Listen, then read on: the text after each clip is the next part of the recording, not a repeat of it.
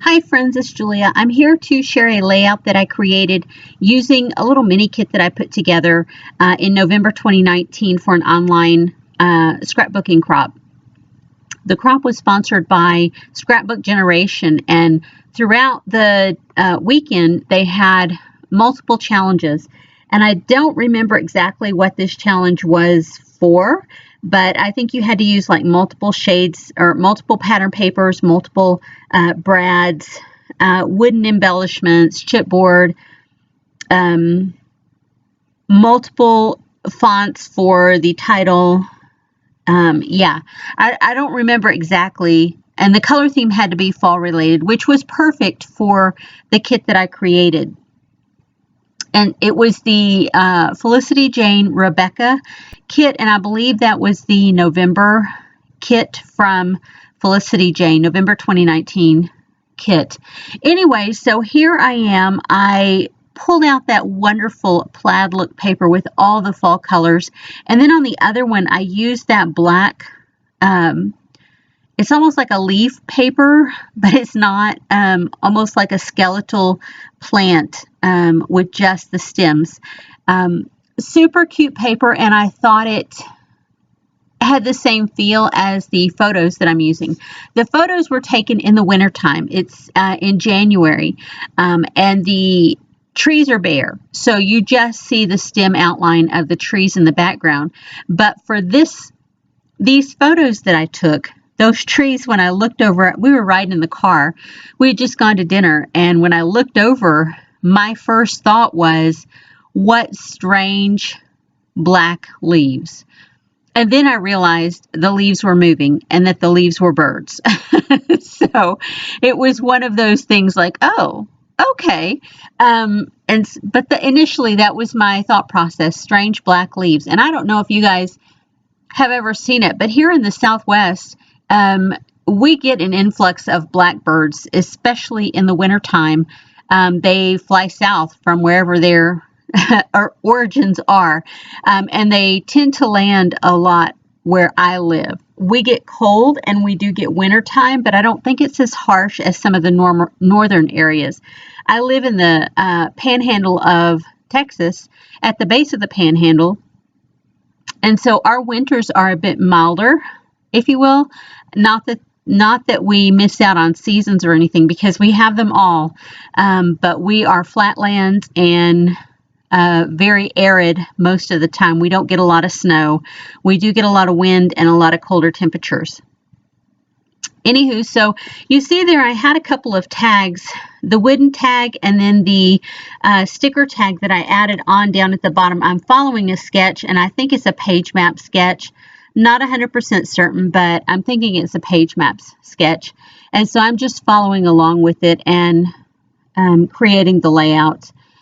I used one of the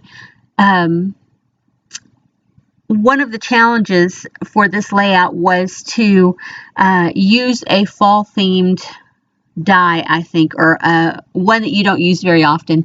And so I pulled out these maple leaves, and they're not ones that I use very often. And so I pulled them out, and I stamped out or punched out a couple shapes from one of the 3x4 journal cards that were included in there.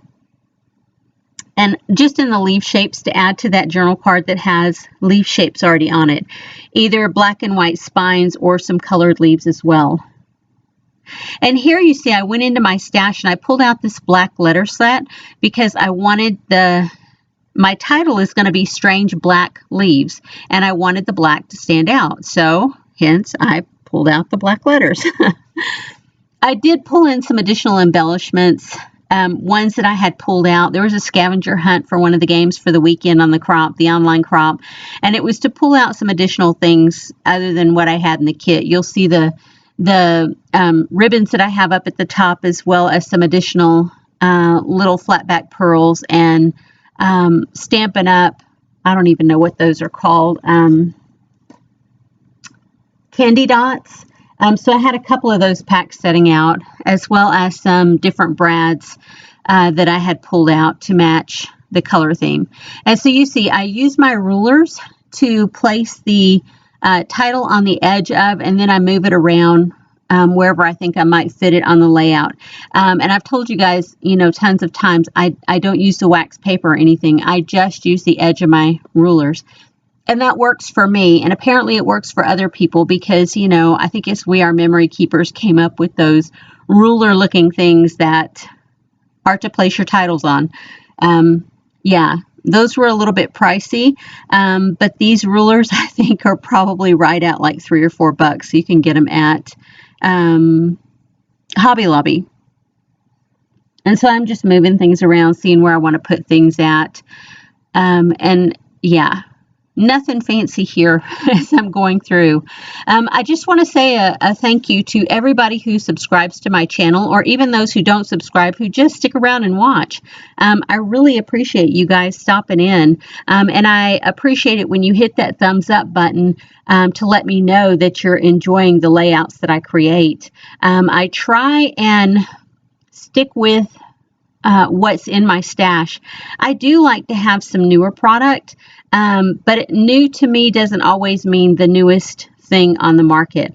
And in that, I mean, I don't always go out and buy brand new items. This kit, the paper and some of the embellishments are brand new because they're from Felicity Jane, and I just joined that, the monthly kit on their website. So I will have some newer stuff coming in from that. I think it was initially a 3-month commitment, and then after that you can choose to stay or go without any repercussions from it. But yeah, most of the time I like to pull out stuff from my stash and use because, and like I was saying, what's new to me isn't always the newest on the market. I go to Tuesday Morning a lot, or even to Michael's or Hobby Lobby, and buy off the clearance rack at those places because, like I said, I'm not always about having all the newest stuff. I don't have to have it brand new. If it's new to me, it's okay. I buy things because I really enjoy those things and want to hang on to those things and use those things. And so I have had stuff in my stash for 20 plus years that I have gotten around to using. And I don't mind hanging on to stuff that I truly love for that long because I know at some point I'm going to get it used.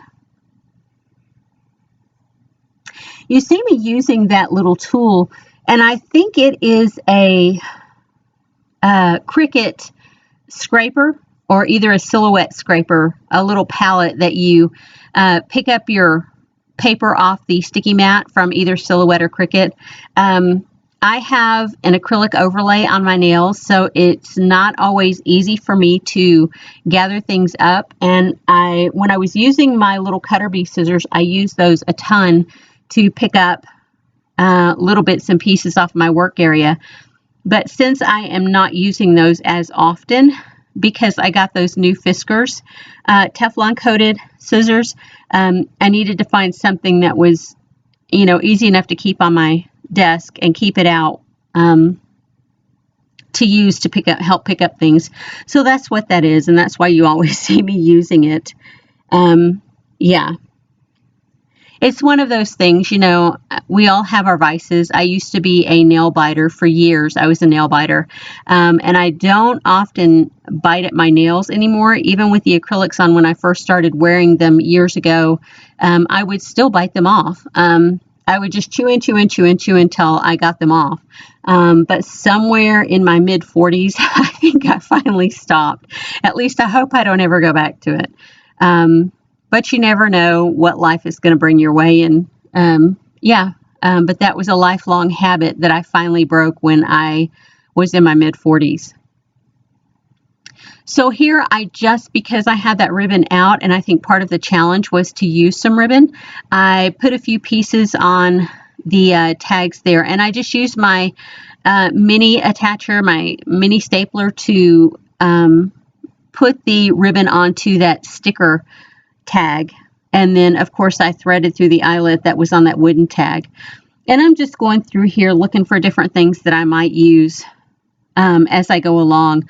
I have those washi strips that I've had for a long time, probably a year or more, and I have bought a couple of different collections from Freckled Fawn that were like grab bag collections, and I had them repeated. So I think each package came with 2 in it, and I think I have 6 in that stack there. And then I actually have where I had bought the monthly kit that had, the letter tiles and the enamel dots or enamel shapes, the tags, the labels that came, all of that. I have those over to the side with those same washi strips in it. So I think I have 8 or 10 sets of that washi strip. And so I'm finally glad that I'm able to get some of it used. You can see here I'm just placing some different embellishments around on the page, and I went right on top of those photos, and for me that's okay. I don't mind doing that. If for some reason this layout is one that falls completely apart, or my kids go, that doesn't pertain to anything, and when I'm gone and they get these albums, if they want to toss that one, it's not going to hurt anybody's feelings, because that's something that I saw that and it appealed to me to make a page with it, and so I did. If my kids don't want to keep it, that's okay. If the layout falls apart, it's okay too. It's not going to hurt my feelings.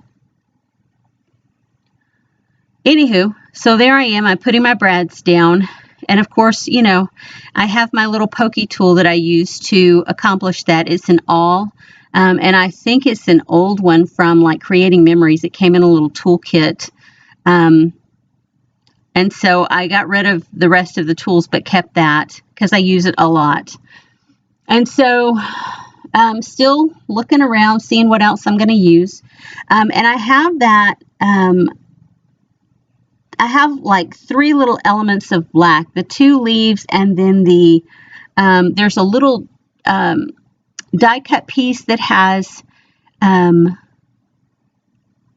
black as the background. It's not a heavy black, but it's a more of a charcoal black, like the leaves that I punched out. Not a heavy black, but more of a softer black.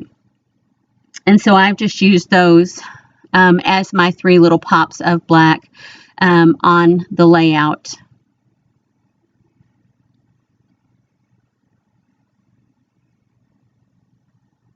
Yeah, I did speed this up, and I did cut out some bits and pieces where I stalled in putting the layout together. The whole process itself, I think, took about 45 minutes with the die cutting and everything.